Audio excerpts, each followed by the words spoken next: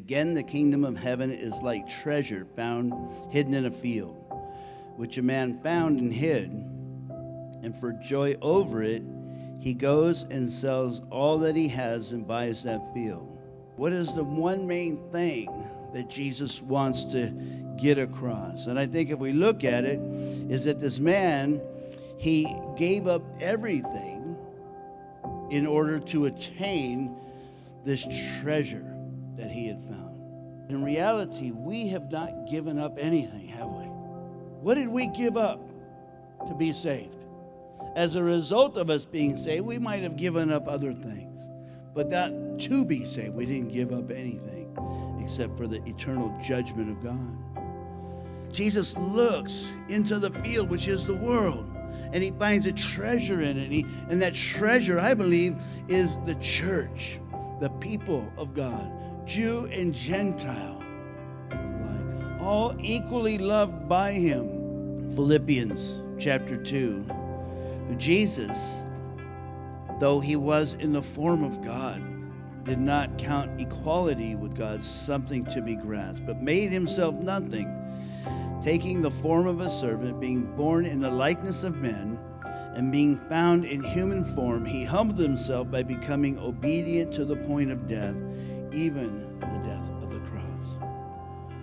Jesus saw a treasure in the world, and that treasure was Jew and Gentile alike.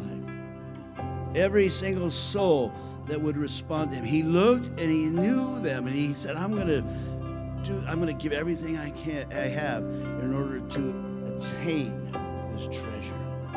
But think of this. Jesus left the best place ever. And he came to earth. He became a man. He had this position, but this position wasn't something that he'd hold on to it. If needed, he'd let that go. And then he looked at the treasure. He looked at us and he said, there's a need. So the second person of the Trinity, the Son, left that and he came to earth. Came to earth.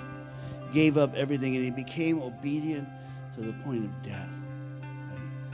He came to do what was necessary to obtain this treasure.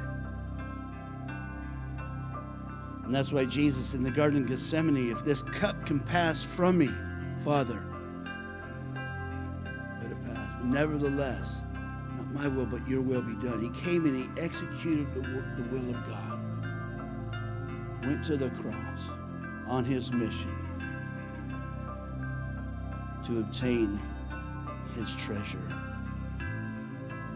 The motivation, Hebrews tells us, who for the joy that was set before him endured the cross, despising the shame, and is set down at the right hand of the throne of God. He endured the cross. It wasn't something pleasant, as he expressed in the Garden of Gethsemane.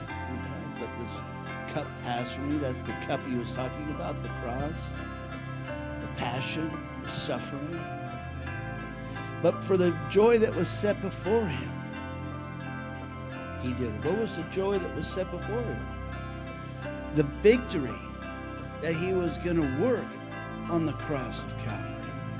He was going to go through the cross. And I believe that as Jesus looked at the cross, he didn't stop at the cross, but he looked through the cross and he saw the resurrection on the other side. And that's where the victory. He died for our sin, but he rose again to give us new life. He saw the treasure. He saw you. He saw me. And he said, this is the only way that I could attain that treasure. I have to be willing to give everything. I'm even going to give my own life to die for my treasure.